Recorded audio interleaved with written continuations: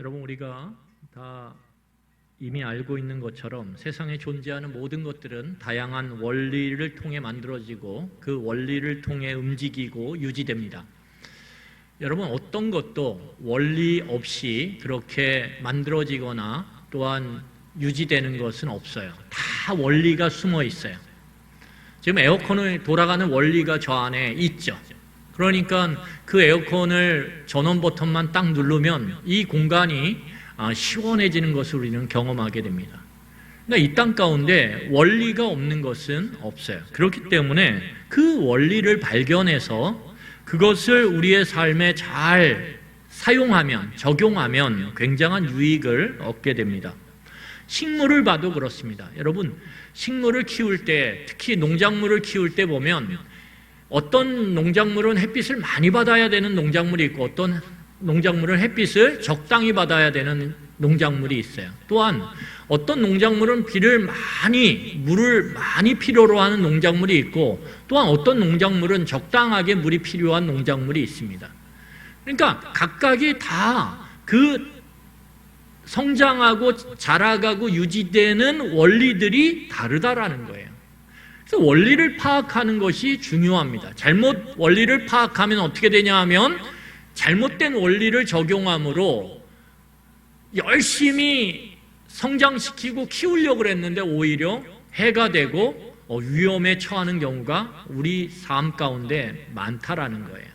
여러분, 그런 측면에서 보면 신앙 역시 일정한 원리에 의해서 형성이 되고 또 만들어지고 그것이 자라가게 됩니다. 그래서 신앙에도 뭐가 있다? 원리가 있다, 이것입니다. 그러면 오늘 본문은 그 신앙의 형성의 원리 그리고 성장의 원리가 무엇인지 우리에게 아주 분명하고 명확하게 제시하고 있다라는 사실입니다. 도대체 신앙이 어떻게 만들어지고 그 신앙이 어떻게 성장하고 자라가는가? 우리는 굉장히 궁금해요. 그런데 오늘 그 궁금증에 대한 원리를 우리에게 제시하고 있다라는 것입니다. 여러분, 우리가 이전에 살펴봤던 것처럼 오순절이 이제 되었습니다. 오순절은 이스라엘 민족들 가운데 굉장히 큰 절기예요. 그래서 이 이스라엘 땅 안에 사는 사람들뿐만 아니라 그 지금으로 말하면 외국으로 이민 간 그 사람들을 뭐라 그러냐면 디아스포라 유대인들이라고 이름합니다. 그러니까 외국에 사는 다른 지역에 사는 유대인들도 예루살렘 성전을 방문하는 것이 이 오순절의 굉장히 중요한 특징입니다. 그래서 성전을 방문하는 절기가 3개 있는데 그 중에 하나가 오순절이에요. 그래서 오순절날은 성전을 방문하는 게 모든 하나님을 믿는 자들에게 그 당시 소망이었습니다. 내가 성전 한번 방문해 봐야지. 그래서 많은 사람들이 이제 오순절을 맞이해서 예루살렘 성전으로 올라가다가 우리가 이미 살펴봤던 것처럼 아주 특별한 사건을 만나게 돼요. 그 사건의 정체는 무엇이냐 하면 한 무리가, 그런데 그 무리를 이름하여서 뭐라고 얘기하냐면 사람들이 예수님의 제자라 이렇게 일컬음을 받는 한 무리가 갑자기 말을 하기 시작하는데 놀랍게도 아주 이상한 말들을 쏟아내기 시작했다라는 것입니다. 근데 각자가 다 달라요. 말의 소리가 다 달라요. 여러분, 이런 모습을 보고 오늘 두 부류의 사람들이 다른 반응을 하게 돼요. 다양한 지역과 다양한 나라에서 온 사람들은 오늘 그 예수의 제자들이 행하는 그 소리들을 듣고 당황합니다.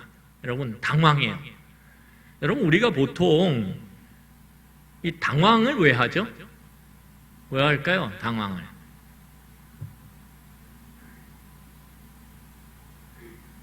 이해가 안 되니까. 이해가 안 되면 당황하잖아요. 그렇죠? 그러니까 오늘 이 사건을 보고 디아스포라 유대인들, 다른 나라와 지역에서 예루살렘을 방문했던 사람들은 도대체 저 상황이 이해가 안 되는 거예요. 왜 이해가 안 되냐면 그 예수님의 제자들이 자기가 이해할 수 있는 자기의 나라의 지역의 언어로 하나님의 큰일을 말하고 있는 거예요. 여기서 하나님의 큰일이 뭐죠? 하나님의 구원이죠. 구원의 일들을 쫙 얘기하는 거예요. 마치 이것은 무엇이라고 우리가 유추할 수 있냐면, 구약에서 하나님이 말씀하셨던 그 구원의 계획들이 아브라함으로부터 그 이야기들이 이삭과 야곱과 12아들 이스라엘 통해서 쫙 전개된 그 하나님의 구원의 이야기들이 자기가 들을 수 있는, 이해할 수 있는 언어로 제자들이 말하기 시작했다라는 거예요. 그러니까 어떠냐면 이해가 안 돼요. 어떻게 저 사람들이 저렇게 다양한 언어로 하나님의 이 구원의 일들을 이야기할까? 이해가 안 되죠. 그러니까 어떻게 해요? 이해가 안 되니까 당황스러운 거예요. 여러분들의 자녀가 공부를 그렇게 많이 안 했는데 올백을 맞아와요. 그럼 어때요? 당황스럽죠. 기쁨이 오기 전에 어때요? 당황스러워요. 얘가 혹시 컨닝한 거 아닌가?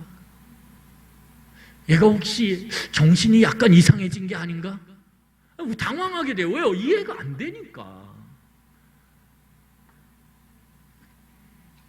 여러분, 갑자기 아무 일도 없었던 것 같은데 남편이 며칠 출장을 갔다 왔어요. 그런데 아내가 갑자기 알아볼 수 없게 바뀌었어요.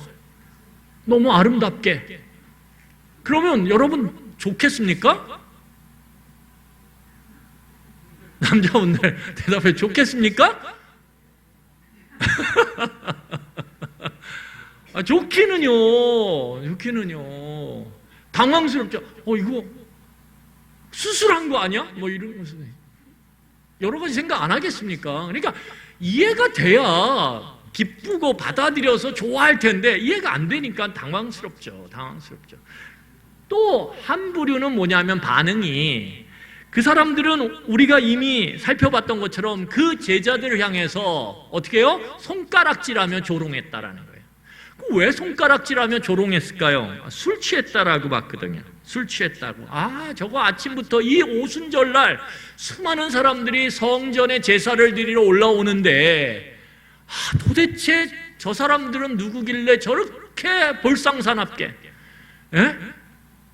오전서부터 술에 취해가지고 저렇게 흥얼흥얼, 아무리 귀 기울여 들어봐도 도대체 이해할 수 없는 저 중얼거리는 말들을 저렇게 내뱉고 있냐. 참 생각 없다. 그리고 어떻게 해요? 손가락질하면 조롱하는 거죠. 왜요? 술 취했다고 생각하니까. 여러분, 놀랍게도 동일한 사건을 봤어요. 그렇죠? 동일한 현상을 목격했어요. 그런데 해석을 어떻게 하느냐에 따라서 반응이 달라져요. 똑같은 장면을 봤는데 해석이 안 되니까 당황해요. 똑같은 장면을 봤는데 해석을 어떻게 했어요? 술 취했다라고 해석하니까 어떻게 되냐면 손가락질하고 조롱했어요. 똑같은 사건과 똑같은 현상을 같이 똑같은 시각에 바라봄에도 불구하고 어떤 해석을 하느냐에 따라서, 그리고 그 해석을 통해 어떤 내용을 내가 갖게 되느냐에 따라서 반응은 달라진다라는 거예요. 여러분, 그래서 어떤 사건이나 현상에 관해서 우리의 태도나 모습을 결정하는, 어떤 사건이나 현상에 대해서 우리의 태도와 모습을 결정하는 가장 중요한 게 뭐냐면 해석이에요. 해석. 어떻게 해석하냐. 여러분, 예루살렘에 살던 유대인들이 어떻게 해석했어요? 예수님의 제자들이 이 아침부터 술에 취해서 저렇게 알아들어 먹지도 못하는 저런 말들을 내뱉는다라고 손가락질하면서 조롱했어요. 그 해석과 반응을 보고 베드로가 일어났어요. 제자들과 함께. 그리고 어떻게 합니까? 이제 그들이 봤던 그 현상이, 그들이 봤던 그 사건이 어떤 의미를 담고 있는지 해석하기 시작해요. 여러분, 오늘 베드로 사도의 해석의 첫 번째 근거로 등장하는 사람이 누굽니까? 우리가 이미 살펴봤던 것처럼 요엘 선지자예요. 구약의 요엘 선지자를 베드로는 끌고 와요. 그래서 어떻게 하냐면 그 요엘 선지자가 예언했던 그 말씀을 오늘 이 예루살렘에 사는 지금 해석을 통해서 제자들을 향해 술 취했다라고 손가락질하며 조롱하는 이 사람들을 향해 어떻게 해요? 선포해요. 자, 우리 사도행전 2장 17절로 다 찾으세요. 18절을 같이 보겠습니다. 사도행전 2장 17절로 18절이에요.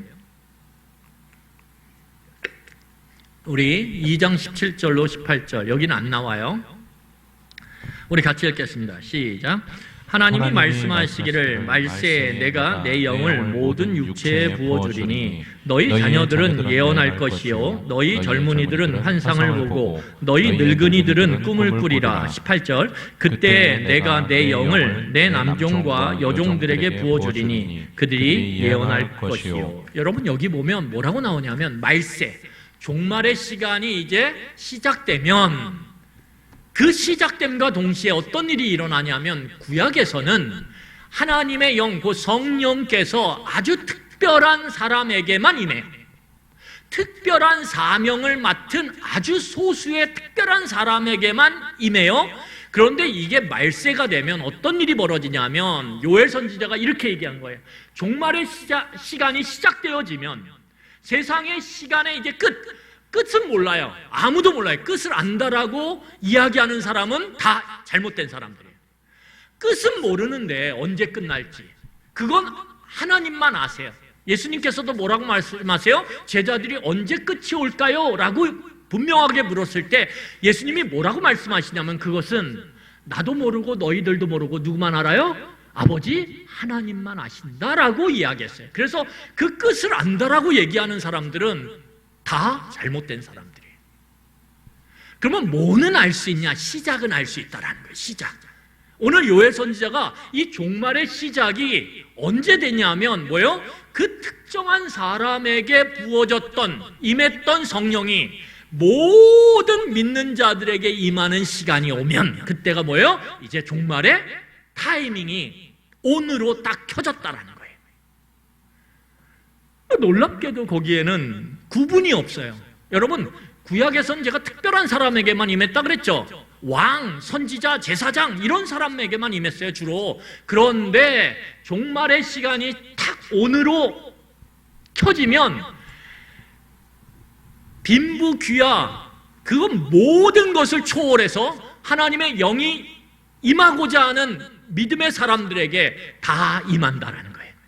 오늘 그 일이 뭐예요? 지금 벌어졌다라는 거예요. 오늘 베드로의 해석은 뭐냐면 야, 너 요엘 선지자 알지? 요엘 선지자가 그 예언했던 그 요엘서의 그 말씀 알지? 그 말씀 가운데 뭐라 그랬어? 종말의 시작이 되면 성령께서 모든 자들 남녀노소 상관없이 임한다 그랬지? 그 임했을 때 그들이 뭐를 말하기 시작해? 예언을 하지, 환상을 보지. 이게 뭐예요?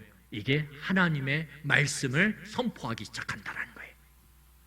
여러분 여기서 꿈을 보고 예언을 하고 환상을 보고 이건 다 똑같은 말이에요. 제가 말씀드렸듯이 하나님의 말씀을 선포하기 시작한다라는 거예요. 막 선포해요.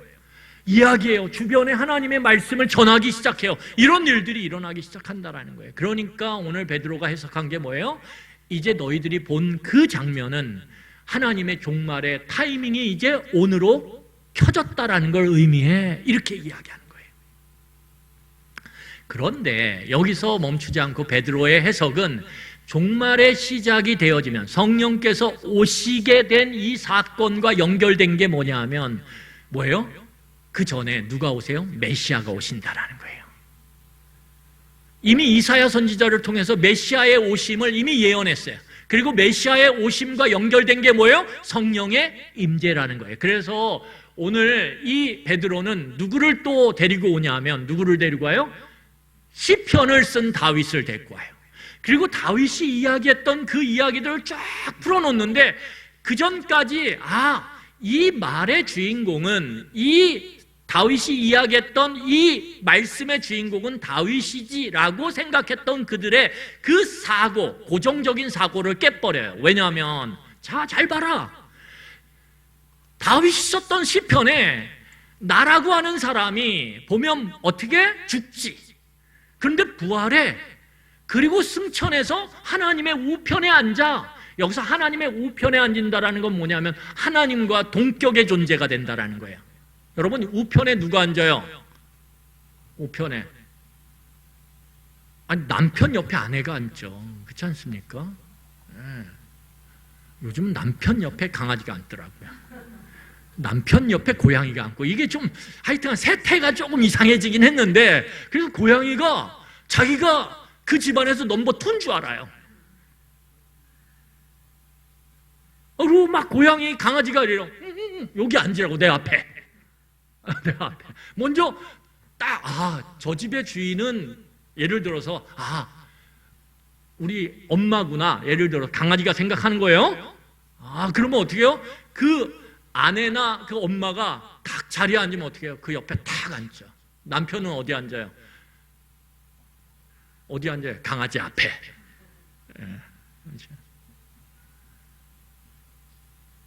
세태가 좀 달라졌어요. 그런데 어쨌든 중요한 건 내 옆에 앉는다는 건 뭐예요? 나와 동격이라는 거예요. 하나님 보좌 우편에 앉는다는 건 무슨 말이냐면 하나님의 보좌 우편은 하나님의 오른손이에요. 옆에. 하나님의 오른손은 성경에서 뭘 의미하냐면 하나님의 권능을 상징하는 관용구입니다. 그래서 하나님의 우편이라고 하는 것은 하나님의 권능과 능력을 소유하게 됐다라는 거예요. 다시 말해서 죽고 부활해서 승천함으로 하나님의 능력을 소유하게 된 대상은 다윗이 아니라는 거예요. 왜? 다윗은 이미 죽어서 그 무덤이 어디 있어요? 우리가 알고 있는 저 예루살렘 다윗 무덤에 있잖아. 이렇게 이야기하면서 여기서 이야기했던 다윗이 이야기했던 나라고 하는 1인칭의 주인공은 누구예요?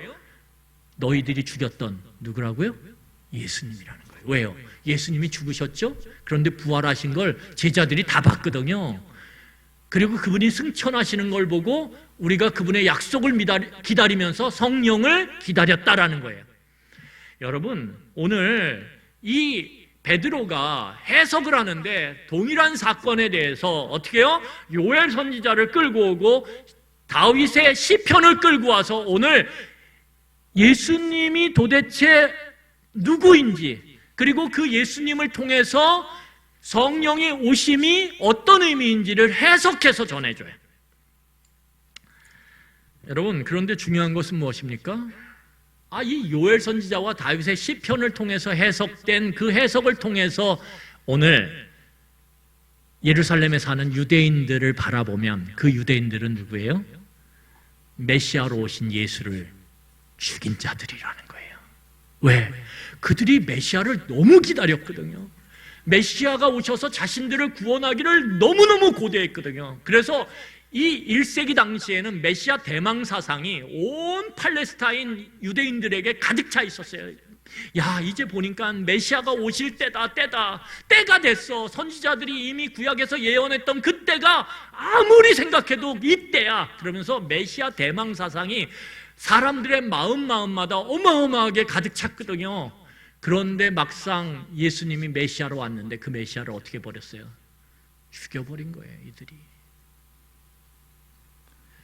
여러분, 오늘 보면 예루살렘에 사는 유대인들과 베드로 사도의 해석에는 분명한 차이점이 존재해요. 어떤 차이점이 존재하냐면 예루살렘에 사는 유대인들은 동일한 사건, 동일한 현상인 예수님의 제자들의 모습을 보면서 어떻게 합니까?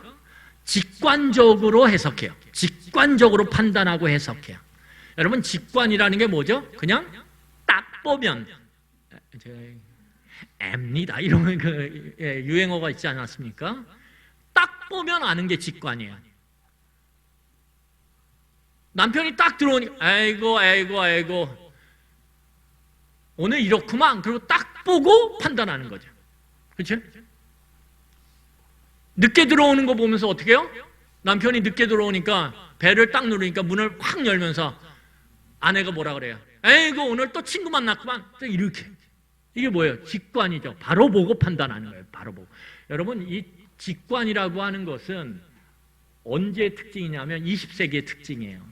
아주 대표적인 특징이에요. 20세기는 키워드를 두 개로 말하면 속도와 효율이에요. 20세기에는 속도가 중요해요. 빨리. 그렇지 않습니까? 우리 어마어마한 빨리. 건물도 빨리. 대충. 이 빨리는 대충이에요. 왜? 효율이 중요하니까. 10시간 일할 거 어떻게 해요? 5시간 일해가지고 똑같은 성과를 내면 그게 최고였단 말이에요. 그래서 만들어진 게 삼풍백화점이에요. 빨리. 대충. 그래가지고 어떻게 됐어요? 5, 6년 만에 무너졌죠. 여러분, 20세기는 대표적인 게 뭐냐면 속도와 효율이에요. 그게 성수대교예요. 예를 들면 개발시대 때 빨리 최대한 돈을 적게 들이고 어떻게 해요? 최대한 좋게 보이도록 만드는 것, 그것이 20세기의 특징이었고, 그 20세기를 살아온 우리에게는 우리도 모르게 뭐가 있어요? 직관이 있어요. 바로 보고 파악하는 거예요. 그래서 아이들을 우리가 대할 때도 어때요? 딱 한눈에 보고 이렇지! 라고 얘기하죠. 그러면 애들이 아니야! 이러죠. 그렇죠? 그래서 직관으로 바로 빠르게 판단하면 문제가 생겨요. 뭐죠? 실수가 많아요. 여러분, 그래서 이 직관을 통해서 일을 하기 시작하면요, 실수가 많고 뭐가 많아요? 사고가 많아요. 그래서 우리가 살아왔던 이 20세기에 이 한국 특히 빨리를 기질적으로 몸에 체득하고 있는 우리 사회가 왜 실수가 많고 왜 그 실수를 통해 많은 사람들이 사고로 죽어갔냐라고 보면 거기엔 뭐가 있어요? 직관을 통해서 일을 하는 경우가 너무 많았다라는 거예요. 일을 하는데 이 건축을 하면서 제대로 안 재요. 어떻게? 내가 지금 건축업만 30년이야. 그리고 어떻게? 눈대중으로 그냥. 그래서 우리나라에 유명한 말이 있어요. 눈대중. 음식도 어떻게 해요? 엄마들이 뭐라 그래요? 얼만큼 간장? 눈대중으로. 고추라고 얼마나? 간단해요. 요리 방법은 딱 하나예요. 눈대중. 뭐 재고 이런 게 없어요. 그렇죠? 그런데 오늘 성경을 보면 베드로는 아주 놀랍게도 해석을 하는데, 같은 사건과 같은 현상을 해석하는데 어떻게 해석하냐면 어떻게 해석합니까? 역사적 배경을 끌고 와요. 성경의 문맥을 끌고 와요. 그래서 요엘과 누구예요? 다윗의 시편을 끌고 와가지고 도대체 이 지금 바라보고 있는 현상과 사건이 무엇인지를 그 맥락 가운데서, 배경 가운데서 해석한다라는 거예요. 해석이 느리죠. 그렇죠? 직관에 비하면 엄청 느리죠. 그런데 문제는 뭐냐면 이 해석이 정확했다라는 거예요. 자, 여러분, 오늘 보면 이 동일한 사건에 대한 해석에 있어서 각자 이 예루살렘에 사는 유대인들과 베드로 사도가 각기 다른 해석을 했기 때문에, 제가 아까 초두에 뭐라 그랬어요? 다른 해석을 하면 반응이 어떻다 그랬어요? 다를 수밖에 없다라는 거예요. 다를 수밖에 없다라는 거예요. 자, 여러분, 예를 들면 고사성어 중에 뭐가 있어요? 청고마비라고 하는 고사성어가 있어요. 그렇죠? 여러분 아시죠? 청고마비를 해석하면 우리가 뭐라고 알고 있어요? 청고, 하늘은 높고, 마비, 말이 살찐다. 청고, 하늘이 높아지는 때가 언제예요? 가을이죠. 가을이 되면 모든 게 풍요로워요. 왜? 추수를 하니까. 그러니까 살들이 제가 요즘에 살을 빼가지고 말들이 뭐가 돼요? 살이 찌는 거야. 막 먹을 게 많으니까. 그래서 이건 뭐예요?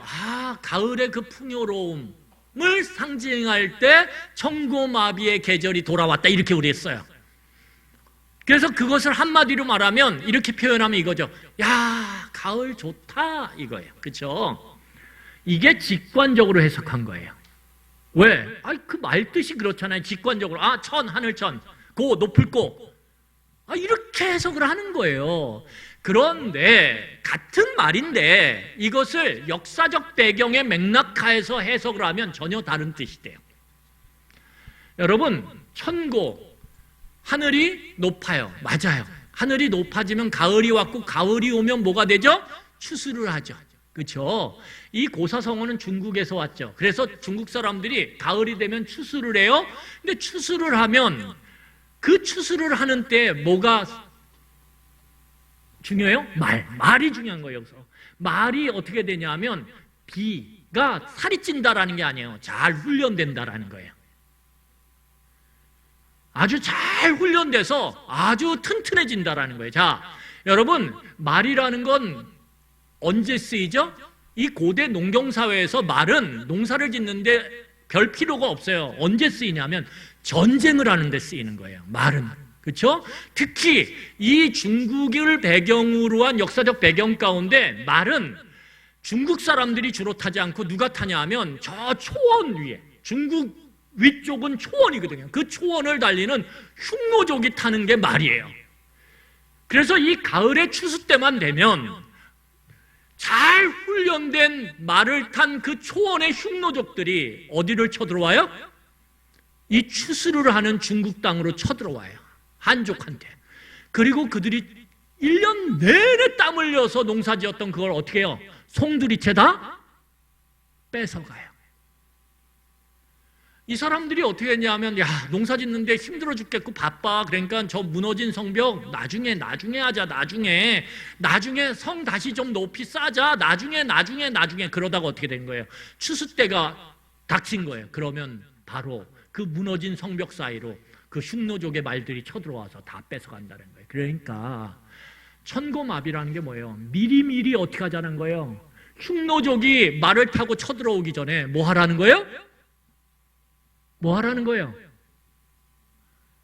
방비를 하라는 거예요. 성을 무너진 걸 다시 쌓으라는 거예요. 축성을 하라는 거예요. 유비무환이죠. 그래서 여러분 놀랍게도 같은 고사성어인데 그것을 그냥 단어 뜻을 직관적으로 파악하느냐 아니면 그 역사적 맥락을 통해 이해하느냐에 따라서 전혀 다른 뜻이 돼요. 전혀 다른 뜻이 돼요. 그리고 그 해석된 내용의 의미에 따라서 반응은 전혀 달라져요. 그렇죠? 여러분 좋은데 어떻게 해요? 그러면 어떻게 해요? 먹고 좋다 이래야죠. 그런데 후자로 해석하면 지금 좋아할 때가 아니에요. 뭐 해야 돼요? 열심히 성 쌓아야 돼요. 지금 농사 지을 때보다 더 비집담. 왜? 이거 다 뺏기니까.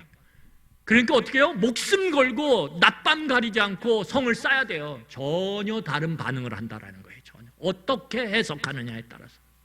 직관적으로 해석하냐? 아니면 역사적 배경, 성경적 문맥을 통해서 해석하느냐에 따라서 전혀 다르게 반응한다는 거죠. 자, 여러분 그러면 베드로의 해석이 이전까지 그들의 직관적 해석을 통해서 제자들의 그 모습을 보며 손가락질하고 조롱했던 이 예루살렘에 사는 유대인들을 어떻게 바꿨을까요? 자, 우리 함께 37절을 읽겠습니다. 37절 같이 읽겠습니다. 시작.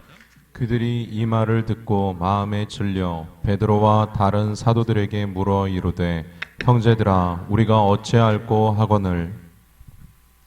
여러분 비포와 애프터가 달라요. 비포와 애프터, 전과 후가 달라요. 비포 애프터 그러면 주로 쓰는 게 뭐예요? 지하철 타고 가다 보면 성형외과 그 광고에 보면 비포 애프터 막 이렇게 돼 있잖아요. 그렇죠? 비포 애프터를 바꾸는 건 성형수술이 아니에요. 뭐예요? 해석이라는 거예요. 해석. 어떤 사건이나 어떤 현상에 대한 해석을 어떻게 하느냐에 따라서 반응은 전혀 달라져요. 오늘 성경을 보면 어떻게 얘기해요? 이렇게 얘기해요. 유대인들이 그 손가락질하며 조롱하는 반응으로 일관했던 그들이 베드로의 해석된 말씀을 듣고 성경의 문맥 안에서 바르게 해석된 그 말을 듣고, 이게 중요한 거예요. 듣고 어떻게 하냐 하면 이전과 전혀 다른 반응을 해요.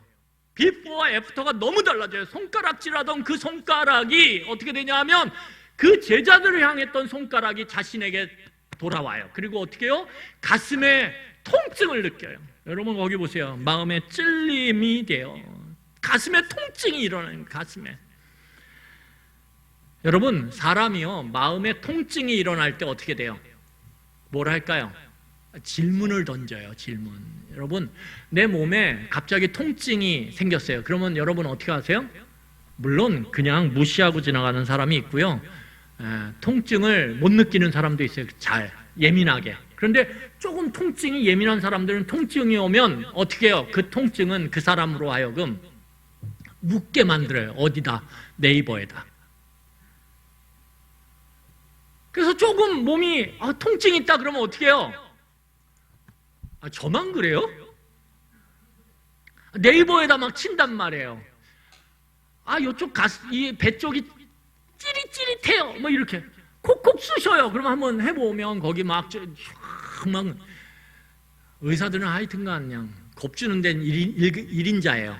쫙 써놔요. 쫙 써놓으면 그거 읽으면서 어떻게 해요? 낯빛이 검해지죠. 딱 검해져요. 싹 검해지면서 야, 나 죽을 병 걸린 거 아니야? 그러면서 막 힘이 쭉 빠지죠. 나중에 알고 봤더니 뭐예요? 소화가 안 돼서 그런 거예요, 그냥. 여러분, 통증은 몸의 통증이든 마음의 통증이든 뭘 일으키냐면 질문을 일으켜요. 질문을. 왜 그러지 도대체? 어떡하지? 그래서 오늘 성경을 보니까 자, 우리 37절 다시 한번 같이 한꺼번에 같이 읽겠습니다. 자, 잘 들으세요. 이 말을 듣고 바르게 해석된 말씀을 듣고 어떻게 해요? 마음의 통증이 일어나니까 이 사람들이 뭐를 하기 시작하냐면 자, 37절 다시 읽을게요. 시작. 그들이 이 말을 듣고 마음에 질려 베드로와 다른 사도들에게 물어 이르되 형제들아 우리가 어찌할꼬 하거늘. 뭐라고 질문하냐면 우리가 도대체 어떻게 해야 되냐라고 질문을 던져요. 베드로에게. 여러분, 신앙생활을 하면서 통증이 없는 것은, 마음의 통증이 없는 것은 굉장히 위험해요. 왜냐하면 그 통증이 없다라는 건 우리는 다 몸에 문제가 있어요. 여러분, 몸에 문제가 없는 사람 없어요. 그렇지 않습니까? 몸 한 부분에는 그게 심각하든 심각하지 않든 우리는 통증을 다 갖고 살아가요. 나이가 들어갈수록 좀 걸으면 무릎이 아프고요, 발목이 좀 아프고요, 눈이 잘 안 보이고요, 안타깝게도 머리카락이 숭숭숭 빠지는 분들도 있고요, 염증이 몸에 잘 나는 분들도 있어요. 혓바늘이 잘 남아. 그래서 음식을 제대로 못 먹는 경우도 많아요. 우리는 다 통증을 갖고 살아가요.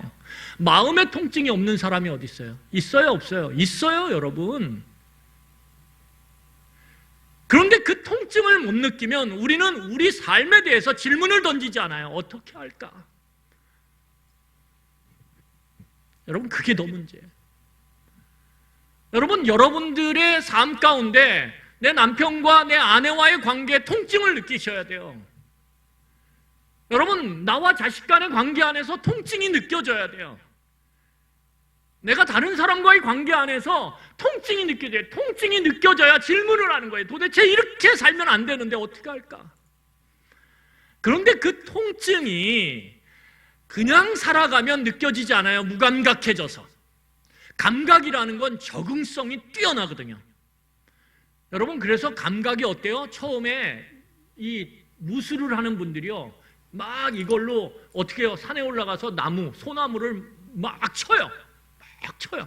참나무 같은 걸 쳐요. 왜냐하면 참나무가 딱딱하거든요. 막 쳐요. 그러면 여기서 막 피가 나요. 줄줄줄줄. 그런데 그것도요, 계속 하다 보면 감각이 어떻게 되냐면 적응을 해가지고 어떻게 돼요? 저는 이렇게 쳐도 안 아파요. 이래요.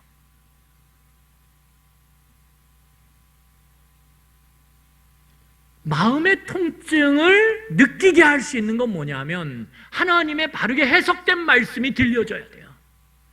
그래야 그 바르게 해석된 말씀을 통해 나와 다른 마음, 내가 다른 마음을 갖고 있는 것들이 부딪힐 때 거기서 뭐가 나냐면 통증이 나는 거예요. 아픈 거예요. 거기서 신음하는 거예요. 거기서 주님 어떻게 해요? 그러면서 거기서 질문이 나오는 거예요. 이 질문이 나오지 않으면 어떤 변화도 일어나지 않아요. 하나님 앞에서 저 잘 살아가요. 여러분, 어깨가 딱 올라가는 순간 위험한 순간이라는 걸 기억하셔야 돼요. 왜? 통증이 사라졌다라는 거기 때문에. 아니, 통증을 느끼지 못하고 있는 것이라는 거예요. 하나님의 말씀이 바르게 해석돼서 내 마음 가운데 나를 아프게 하지 않는다라는 거예요. 듣기에 좋은 소리, 복 받을 것이라고 하는 소리만 내 안에 막 울리고 그래서 마치 좋은 것 같다라고 생각되어지는 그런 신앙생활, 그런 신앙생활은 질문하지 않아요, 내 삶에 대해서. 그래서 그런 신앙은 변하지 않는 거예요. 10년이 되고 20년이 되고 30년이 돼도 어떤 삶의 변화가 보여지지 않는 거예요. 질문이 없는 신앙, 내 삶에 대한 안타까운 질문이 없는 신앙, 애통함에 물음이 없는 신앙, 그것은 너무 위험한 것이에요. 여러분, 오늘 신앙은 일정한 원리에 따라서, 그 원리를 따라서 신앙은 형성되고 자라가요. 여러분, 처음에 신앙은 어떻게 형성되냐 하면 하나님의 말씀이 바르게 해석돼서 전해져야 돼요. 이 말을 듣고, 이걸 뭐라 그러냐면 지성적 신앙이라 그래요. 신앙은 대부분 뭘로 와요? 머리로 와요, 머리. 그래서 신앙생활을 시작했다 그러면 죽어라고 해야 되는 게 뭐냐 하면 하나님의 말씀을 가까이 하는 거예요. 하나님의 바르게 해석된 말씀을 계속 듣는 거예요. 계속 듣다 보면 그 바르게 해석된 말씀이 나의 딱딱한 이전의 마음과 부딪히면서 거기서 통증이 일어나요. 그게 정서적 믿음으로 가는 거예요. 내 마음에 통증이 일어나는 것, 그게 정서적 믿음이 이제 형성되고 있음을 보여주는 거예요. 그 정서적 믿음이 어디로 가게 되냐면 뭐예요? 질문을 던지며 어찌할꼬 하는 의지적 믿음으로 가는 거예요. 내가 뭘 해야 되냐 이거예요. 뭘 해야 되냐. 그래서 믿음은 지성적 믿음을 통해서 정서적 믿음으로 가고요, 정서적 믿음을 통해 의지적 믿음으로 가는 거예요, 대부분의 경우. 여러분, 오늘 이렇게 질문하는 이 예루살렘에 사는 유대인들에게 이제 베드로가 답을 해요. 자, 우리 38절을 같이 읽겠습니다. 38절 같이 읽겠습니다. 같이 읽겠습니다. 시작. 베드로가 이르되 너희가 회개하여 각각 예수 그리스도의 이름으로 세례를 받고 죄사함을 받으라. 그리하면 성령의 선물을 받으리니. 여러분, 오늘 베드로가 이야기했던 이 38절의 말씀을 39절에 보면 뭐라고 얘기하냐면 이 약속이다 이렇게 얘기해요. 이 약속, 하나님의 약속이죠. 그러니까 베드로가 이 마음의 통증을 느끼고 질문하는 예루살렘에 사는 유대인들에게 제시하는 답이 뭐냐면 하나님의 약속의 말씀이라는 거예요. 그러면 하나님의 약속의 말씀의 내용이 뭐냐? 오늘 38절에서 우리가 읽었던 말씀인데 다시 한번 제가 읽을 테니까 눈으로 잘 보세요. 하나님의 약속이 이거예요. 자, 베드로가 이르되 너희가 회개하여 각각 예수 그리스도의 이름으로 세례를 받고 죄사함을 받으라. 그리하면 성령의 선물을 받으리라. 뭐라고 제시하냐면 첫 번째 제시한 게 회개하라는 거예요. 너네들 마음의 통증을 느껴? 지금 바르게 해석된 말씀을 듣고 마음의 통증이 느껴서 어찌 해야 될지 질문을 던졌어? 그것에 대한 대답은 하나님의 약속의 말씀이고, 그 약속의 말씀의 첫 번째는 뭐예요? 회개하라는 거예요. 회개하라. 여러분, 회개는 뭐예요? 돌이키는 거죠. 뭘로부터 돌이키는 거예요? 내가 지금까지 살아왔던 삶의 방향과 흐름에서 돌이키는 거예요. 여러분, 회개는 돌이킴이에요. 유턴, 운전하실 때 도로에 유턴 있잖아요. 유턴 표시 볼 때마다 회개라고 거기다 옆에다가 눈으로 쓰세요. 유턴 하루에 한 10번 볼 거 아니에요, 그렇죠? 운전하면 더 보나요? 볼 때마다 회개, 회개, 회개가 신앙의 시작이구나 생각하시면 돼요. 얼마나 복이에요. 여기 엄청 많아요. 마음에 찔림이 없어요. 그러면 여러분 딱 집에서 나오셔가지고 차 모시고 3번을 계속 돌아다니면서 유턴 표시만 보세요. 회개, 유턴이에요. 회개가 뭘로부터? 내가 지금까지 살아가던 방향과 흐름으로부터. 그러면 내가 지금까지 살아왔던 흐름과 방향이 뭐냐? 잘 보세요. 자, 잘 보세요. 내가 지금까지 살아왔던 흐름과 방향이 뭐냐? 40절이에요. 우리 40절 같이 읽겠습니다. 여기 없어요. 40절. 여러분 성경 보시고 읽으세요. 40절 같이 읽겠습니다. 시작. 또 여러 말로 확증하며 권하여 이르되 너희가 이 패역한 세대에서 구원을 받으라 하니. 여러분, 그들이 살아왔던 그 예루살렘의 유대인들이 살아왔던 그 세대, 이 세대 안에 있거든요. 우리가 X세대, 그러면 X세대 안에 우리가 있거든요. 그 세대가 뭐예요? 패역한 세대라는 거예요. 그러니까 이 예루살렘의 유대인들, 질문을 던지는, 어찌할꼬 하며 질문을 던지는 그 세대의 그 사람들의 살아온 삶의 방향과 흐름이 뭐예요? 패역하다라는 거예요. 여러분, 패역이 뭐예요? 악하다라는 거죠. 죄악으로 덕지 묻어있다라는 거죠. 너희들은 쉽게 말하면 죄를 짓고 살았다라는 거예요. 오늘 한마디로 얘기하면, 쉽게 말하면, 더 심하게 말하면 시궁창 속에서 허우적거리며 살았다라는 거예요. 더 심하게 말하면 똥통 안에 들어가서 그렇게 살았다라는 거예요. 오늘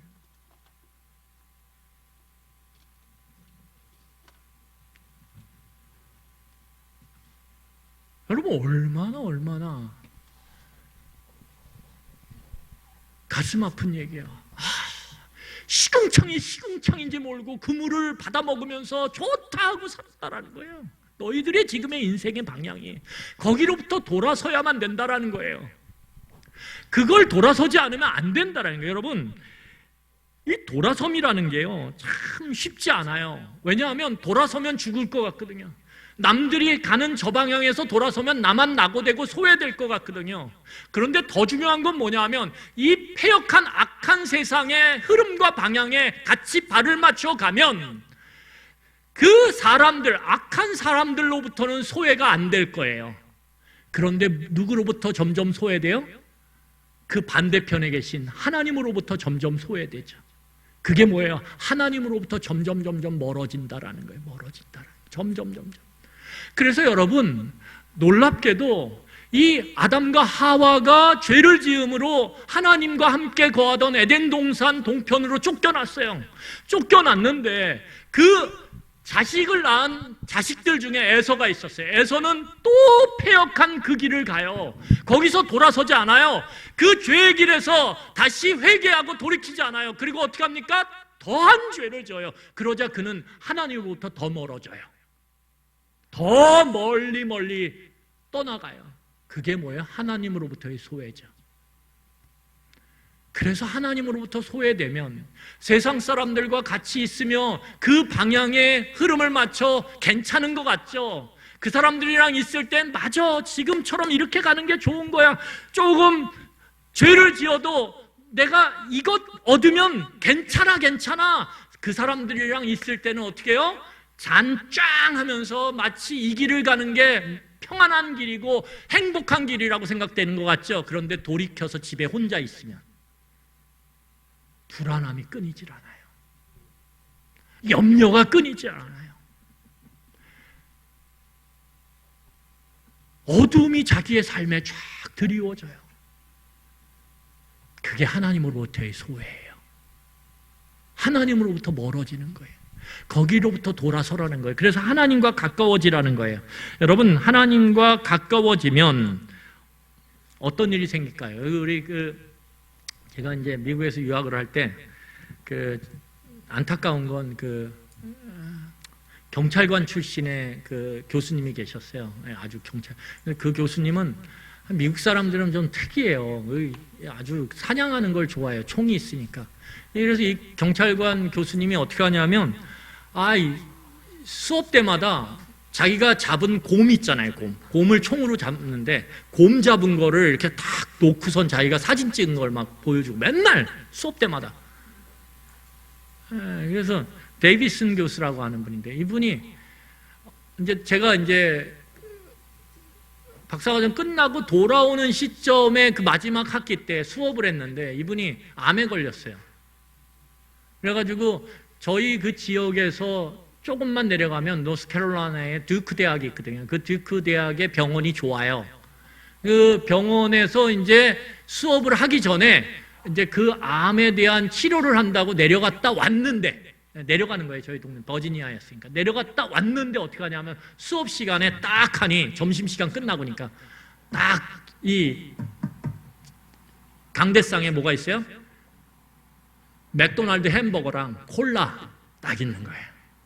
콜라를 점심으로 돼. 깜짝 놀랐어요. 몸이 그렇게 암에 걸려서 지금 치료를 받는데도 옛 습관, 평생을 먹었던 그 맥도날드 햄버거랑 뭐예요?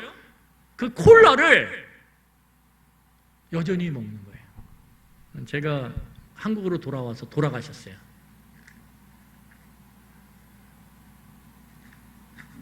돌아서면 살아요. 여러분, 콜라 톡 쏘는 맛 그거 없어도 물 마셔도 기뻐요. 제 삶이 요새 그래요. 살아요. 근데 그거 없으면 죽을 것 같은데 돌아서서 물 마시면 괜찮다니까요. 그것도 몇 번 마시다 보면. 그리고 어떻게 돼요? 몸이 건강해져. 변화가 된단 말이에요. 몸에 변화가 일어나기 시작한단 말이에요. 여러분, 오늘 성경을 보면 회개와 동전의 양면 같은 게 있어요. 그게 뭐냐면 세례예요. 여러분, 세례는 어떤 의미예요? 회개가 지금 가던 악한 길에서, 죄의 길에서 돌아서서 하나님께 오는 거죠. 세례는 뭐냐면 그 내면의 변화를 외적으로 표시하는 게 세례예요. 세례는 한마디로 말하면 물속에 들어가서 죽은 거예요. 그래서 세례 이꼬로 죽음이라고 생각하면 돼요. 세례는 죽음이구나. 그러면 뭐예요? 이 지금 가는 길로부터 돌이키는 건 죽을 것 같죠? 다른 길을 가는 거죠. 다른 삶을 살아가는 거죠. 세례도 마찬가지예요. 그래서 이 회개와 세례는 똑같은 의미인데 단 회개는 뭐예요? 내적인 변화라면 세례는 외적인 변화의 표시라는 거예요. 그래서 오늘 성경을 보세요. 자, 세례를 누구의 이름으로 받냐 하면 중요해요. 자, 38절을 다시 한번 읽겠습니다. 38절 우리 다시 읽겠습니다. 시작. 베드로가 이르되 너희가 회개하여 각각 예수 그리스도의 이름으로 세례를 받고 죄사함을 받으라. 그리하면 성령의 선물을 받으리니. 여기 뭐라 그러냐 하면 누구의 이름으로 세례를 받아요? 예수의 이름. 다른 이름 안 돼요? 예수 그리스도의 이름으로 세례를 받으면. 그래서 내가 회개하면 그 회개하고 내면에 돌이킴이 있을 때 그 표시로 뭘 받는 거예요? 외적인 표시를 받는 거예요. 그게 세례예요. 누구의 이름의 표시를 받는 거예요? 예수님의 이름. 이건 마치 무엇과 같냐 하면 양이 있어요. 그 양의 주인을 표시하는 인두질을 해요. 그래서 낙관을 딱 새겨요. 양에게. 뭐라고 새겨요? 예수 그리스도. 이렇게 딱 새기는 거예요. 이전까지 쉽게 말하면 사단의 양이었거든요. 근데 이 예수 그리스도께서 그 사단의 양이었던 우리들을 어떻게 하셨어요? 입양하셔가지고 돈 주고 사가지고 어떻게 하냐면 이제 사단의 그 인두질이 돼 있는 낙관에다가 낙인에다가 다시 새롭게 낙인을 찍는 거예요. 뭐라고? 예수 그리스도의 양이다. 이렇게 낙관. 그게 세례라는 거예요. 그래서 이 내면적 돌이킴과 외면적 돌이킴의 증거로서의 표시인 세례는 반드시 뭘 일으키냐 하면 거기 보세요. 뭐요? 죄사함, 죄의 용서를 가져온다라는 거예요. 그리고 그 죄의 용서는 뭐와 연결되어져요? 뭐와? 성령의 선물. 여기서 성령의 선물이라는 건 뭐냐면 성령이 임재하신다는 거예요. 어디에? 우리의 마음 가운데. 여러분, 왜 성령께서 임재하실까요? 성령은 하나님의 영이시기 때문에 거룩하시거든요. 그 거룩하신 분이 우리의 내면이 죄의 용서함을 통해서 거룩해질 때 그 거룩한 하나님이 거룩한 우리의 마음 가운데 임재하시는 거예요. 그래서 어떻게 되죠? 하나님이 영으로 우리와 함께 동행하시는 거예요. 여러분, 이 일이 일어나는 거예요. 우리 이 시간에 말씀을 정리하면서 같이 좀 기도했으면 좋겠는데요. 우리 좀 말씀을 함께 정리하도록 하겠습니다.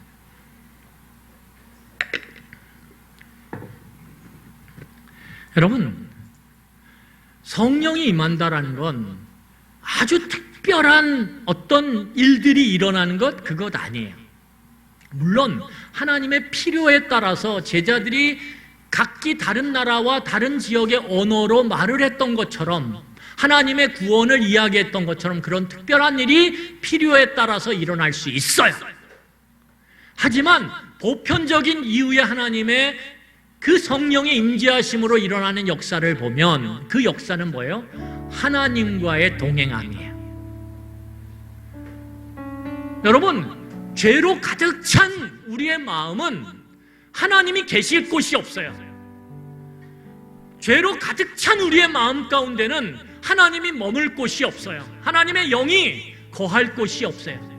그런데 회개의 돌이킴과 그 증표로서의 세례를 통해서 우리는 공식적인 하나님으로부터의 죄를 용서받고 여전히 우리 가운데 죄됨이 있죠. 그렇지만 하나님이 뭐라고 말씀하시냐면 내가 이제 너의 죄를 용서한다라고 선언하세요. 예수 그리스도의 이름으로. 여전히 말 안 듣는 양이에요. 아무리 예수 그리스도의 낙관을 찍었어도, 그래서 예수님 것이 됐어도, 그래서 예수님의 우리에 들어있어도 여전히 지멋대로 하려고 하는 그런 고집스러운 양이란 말이에요. 옛날 사탄의 양이 되었을 때 살아갔던 자기 본성대로, 자기의 욕심대로, 욕망대로 살려고 했던 그 습성이 여전히 남아있어요. 예수 그리스도의 우리에 있음에도 불구하고. 그런데 뭐라고 말씀하시냐면 그래도 너는 내 양이야. 내가 너를 내 양 삼았어. 말씀하신다라는 거예요. 그러면서 어떻게 해요? 그 양을, 그 말 안 듣는 양을, 지멋대로 살아가려고 하는 양을 하나님은 꼭 끼안아 주세요. 그게 성령의 임재예요. 성령의 임재는 하나님이 우리 가운데 거하시며 우리와 동행하시겠다라고 하는 뭐예요? 사인이에요. 그래서 놀랍게도 죄를 회개하고 세례를 받음으로 죄의 용서가 우리 가운데 선언되는 순간 우리는 그 멀게 느껴졌던, 그 두렵게 느껴졌던 그 하나님이 내 아버지라고 부르며 내 안에 함께 계시는 분으로 친밀함을 느끼기 시작하는 거예요. 이게 성령의 임재하심의 역사예요. 하나님이 친밀해지는 거예요. 어느 때든 하나님의 이름을 부를 수 있게 되는 거예요. 하나님과 소통하게 되는 거예요. 이게 성령의 임재라는 거예요. 여러분, 그렇게 아버지와 친밀해질 때, 어머니와 친밀해질 때 여러분, 그 자녀에게 두려움이 있겠어요? 그 자녀에게 무서움이 있겠어요? 아니요, 없어요. 그래서 성령이 임재한 우리의 마음 가운데 그 성령을 모시고 살아가는 성도들에게는 참된 자유와 돈으로부터의 자유, 명예로부터 자유, 권력으로부터의 자유, 학력으로부터의 자유, 배경으로부터의 자유, 그리고 이 세상 가운데 누릴 수 없는 평안을 맛보기 시작하며 살아가게 되는 거예요. 여러분, 이런 은혜가 여러분들에게 있기를 간절히 소원합니다. 원래 더 살펴봐야 되는데 다음 주 같이 이어서 제가 살펴보도록 하겠습니다. 자, 우리 이 시간에 찬양 같이 했으면 좋겠습니다. 주님 말씀하시면 우리 같이 찬양하면서 오늘 말씀을 좀 기억하면 좋겠습니다. 주님 말씀하시면